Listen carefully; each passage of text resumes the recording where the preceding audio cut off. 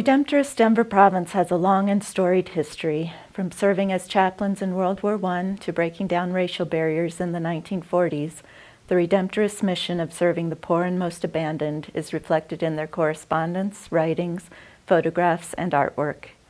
This exhibit is dedicated to all Redemptorists, past and present, who have so selflessly given themselves to the ministry of the poor and most abandoned around the world. Welcome, and please enjoy the exhibit.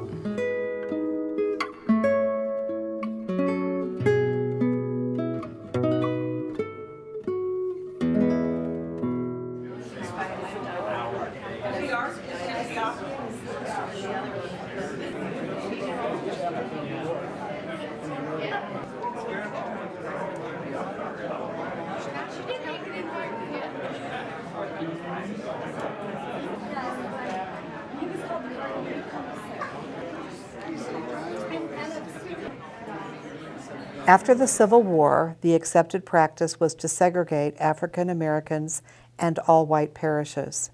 The Redemptorists were there to minister to the African American parishes, including those in Fresno and New Orleans. In 1945, Father James Higgins decided the segregation was no longer acceptable and walked his parishioners from the African American church over to the all-white St. Alphonsus Church in St. Louis. Although not all welcomed them with open arms, he refused to back down, and the Rock Church was integrated. On July 11, 1943, a departure ceremony was held at St. Alphonsus the Rock Church, St. Louis, Missouri, for the Redemptorist pioneers of the Brazilian mission. Many Redemptorists since have ministered in Brazil. Brother Cornelius Ryan went to Brazil in 1943, where for a decade he constructed churches, rectories, and a seminary. Father Eugene Oates set sail for Brazil in 1946 and spent the next 31 years there, devoting most of his time to the spiritual care of the deaf. These are but a few of the many Redemptorists who have served and are still serving in Brazil. In 1948, 4 Redemptorists set sail for a new mission in Thailand: Clarence Duhart, Roger Godbout, Edward Kane, and Robert La Riviere. They left San Francisco by boat on March 6 and landed in Bangkok 2.5 months later. Since then, many Redemptorists have made the journey to Thailand in order to help these truly abandoned people.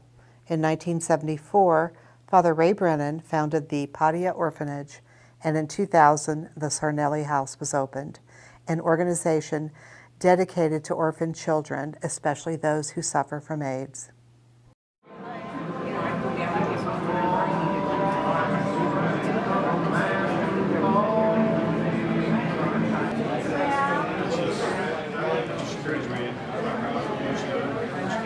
The province have great work, ministries, apostolates that are involved in. So it's been great working and living here, studying and all that. So it's been a great experience. It has enriched my experiences so far, especially about the Redemptorist life. So they have a rich history. You look back and you see a lot of great things, works, feats they had accomplished over the years. So I'm proud to be here. I'm glad I'm here. And I'm happy it's been a success, being part of the whole thing. Thank you so much. As you know, I go to a lot of parishes here in the Archdiocese, and I help out on particular Sundays. And I'll say who I am. I'm a Redemptorist, and people come up afterwards and say, "We never heard of you." And I usually think everyone knows us, but they don't. So how are ways that we can explain our story, tell our story about what we're about, and what's our passion, and have that be not only when we're in a conversation, but how can that be part of our preaching? It'd be really great to do a whole part about the mission in Nigeria. Yes. Because about 25 years ago, we started a mission in Nigeria. So we have Brazil and Thailand as very significant parts of our history. Nigeria is also part of it. And you just talked with Father Kingsley, but how we are continually reaching out to preach the good news. And what I'm struck with all three of these endeavors is we would send maybe 4 priests or 4 brothers or small groups to go and preach the good news. Amazing. And now you have places where hundreds and hundreds are part of the province or part of the Redemptorists. It's amazing. That yes. is a significant thing, and I think the more the church hears that, the more power and the passion they're going to have in their hearts.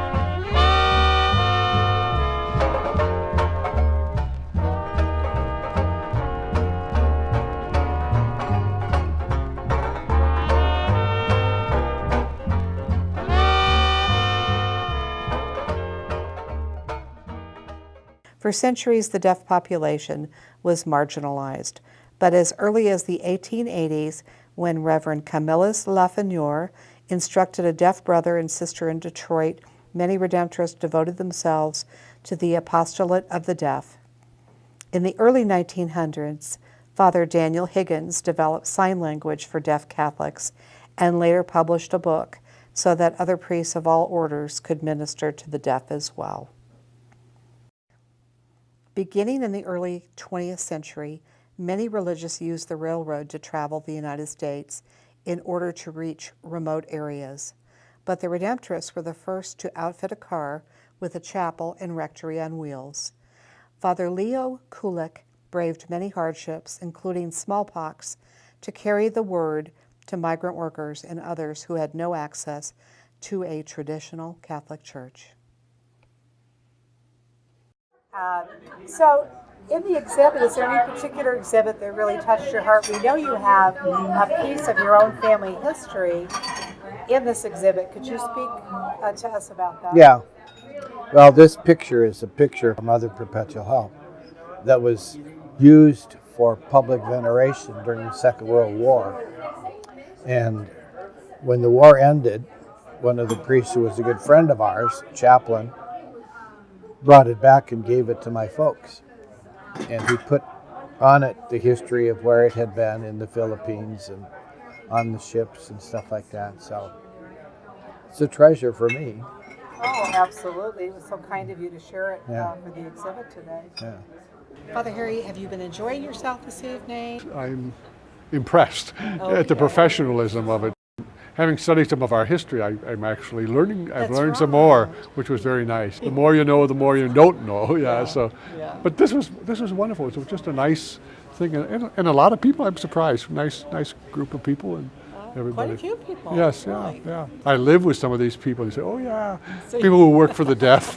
You know, Yes. I'm intrigued always by the chapel cars. You know that ministry, and but you know, just the music ministry. Even we would call it music ministry today, but the guys in the seminary who had the Beck brothers and Father Joe Dustin, all those things. That was And the all. Collarmen The and, Collarmen. It was kind of I know Robert Simon was also kind of your music man as well. At yeah. some Bob point. Simon was a Bob good. Simon. Yeah. Wonderful. So that's been a nice part of the history that you forget sometimes. Yeah. You're all multi-talented, Well, for sure. I don't know, yeah, but anyway, yeah, we do have, yeah, when you have a group like that, it's amazing the talent that's there, Yeah. really.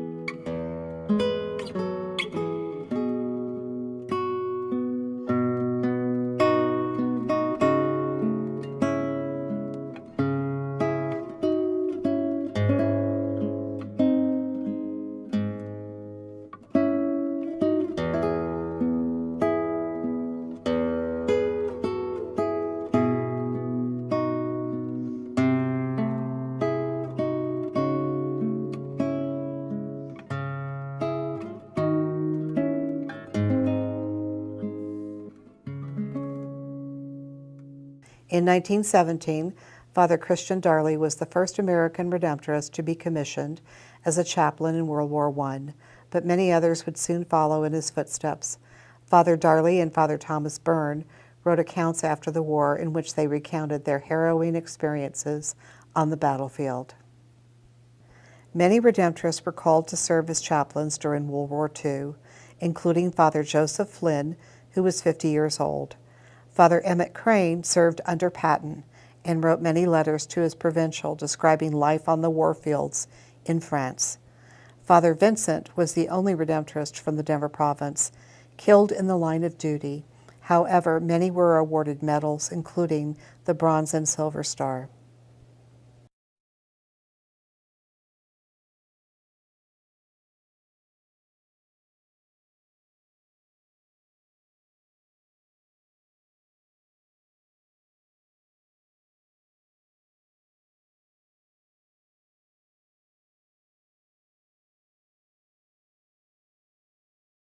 I think anytime that we can present to people who we are and what we do is always a good thing, because it's really exciting and people don't always know who we are.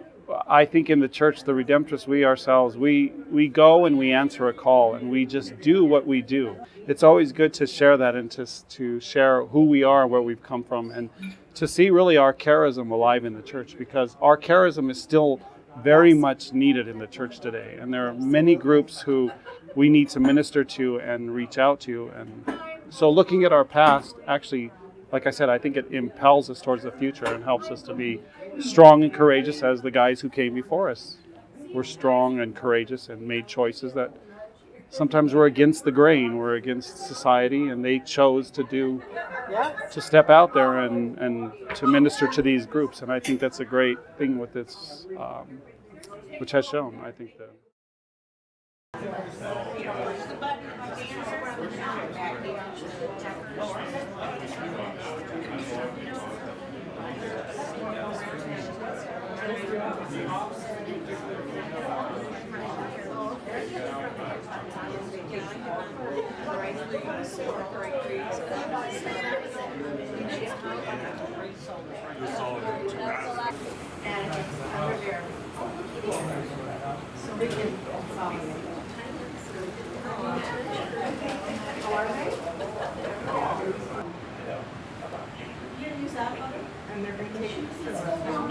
Yeah.